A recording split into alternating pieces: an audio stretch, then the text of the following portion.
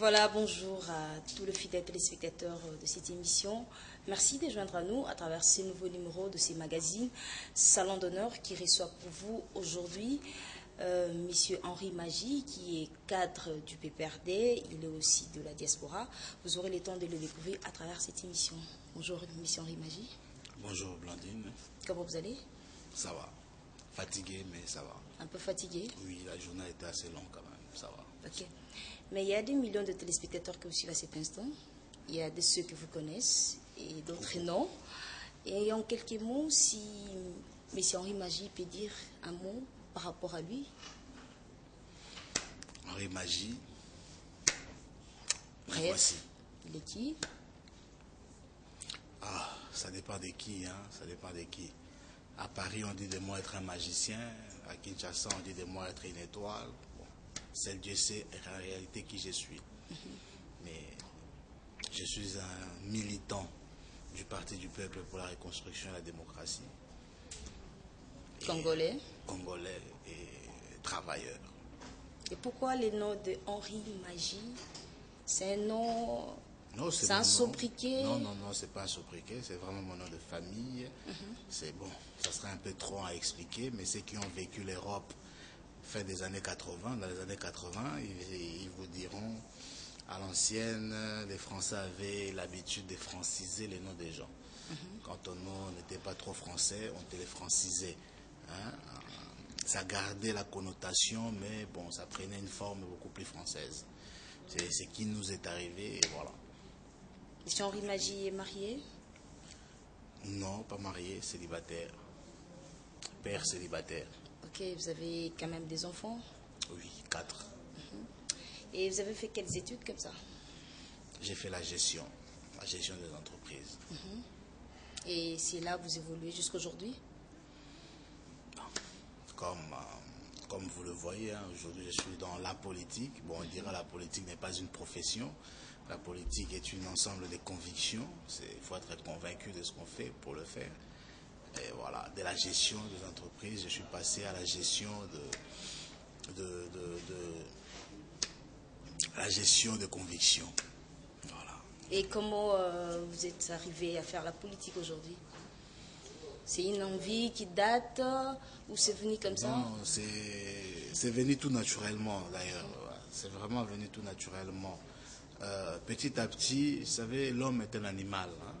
Étant animal, il y a toujours, dans chaque troupeau, il y a toujours le chef de meute. Et l'homme étant un animal, il est toujours, quand les hommes vivent en groupe, il y a toujours un qui domine sur les autres. Hein, il est un peu le leader, nous l'appelons. Hein, mais dans le monde animalier, on dira que c'est le chef de meute. Voilà.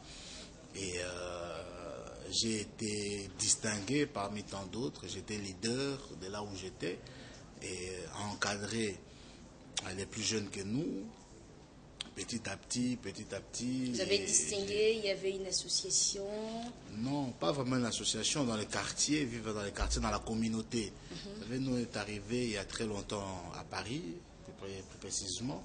À l'époque, les Congolais, nous n'étions pas beaucoup. Il y avait un petit nombre, la communauté congolaise était vraiment réduite à un petit nombre minimum. Et on se connaissait presque tous. Hein, on était tous des cousins.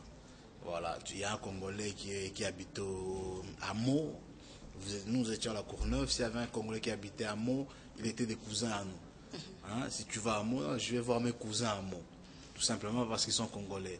C'est qu'ils étaient à Montfermeil, on disait je vais voir mes cousins à Montfermeil. On allait en vacances chez eux, ils venaient en vacances chez nous. La vie était une vie de famille, hein, même si on n'était pas de la même famille. Et c'est plus tard, quand la communauté va s'agrandir, qu'on saura qu'on n'était pas de la famille, qu'on était du même pays, de mêmes origines. Et dans la communauté congolaise, voilà, j'étais un leader de mon temps. Un leader, j'ai été presque le premier en tout ce que je faisais, j'ai été le premier à le faire. J'ai montré la voie, hein, à des générations de jeunes Congolais qui sont venus après moi. Et petit à petit, comme ça, voilà, j'ai pris l'ascendant sur les autres. Et naturellement, ça coulait vers la politique. Surtout à la fin des années... La politique, vous avez commencé directement avec... Non, d'abord c'est des discussions avec des adultes, avec des aînés, des situations. Bon, je dirais un peu comme les combattants aujourd'hui, hein, sauf qu'ils sont dans la mauvaise voie.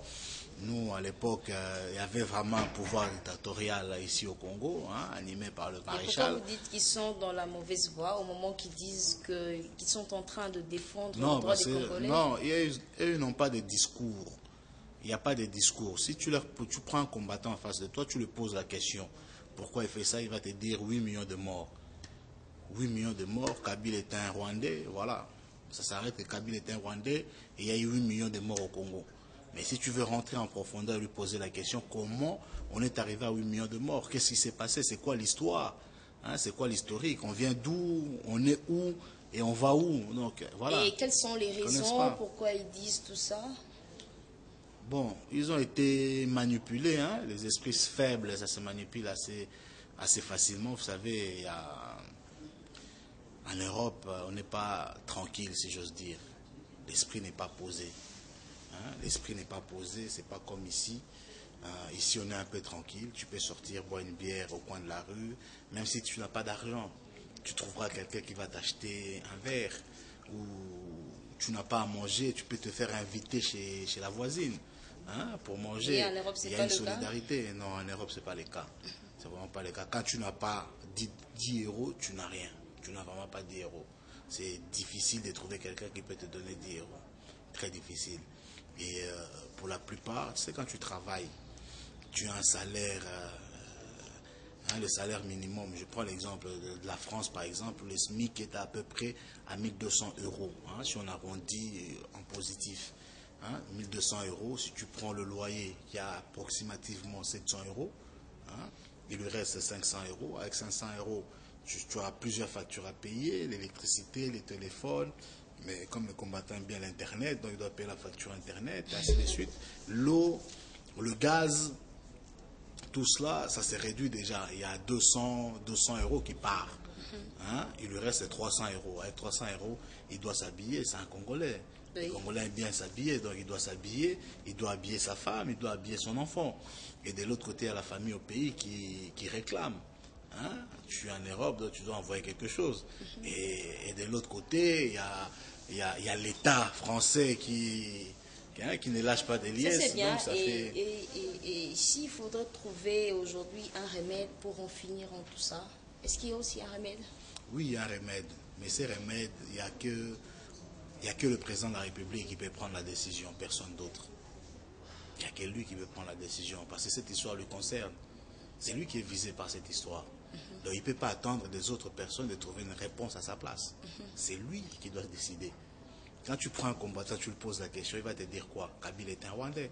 Il n'a rien à faire là. Donc c'est de sa personne qu'il est attaqué. On dit de lui qu'il a tué 8 millions de personnes. Donc c'est lui. Ça prend du temps parce que il y a des Congolais qui sont des victimes. Ça dépendra de sa volonté. Ça dépendra vraiment de sa volonté.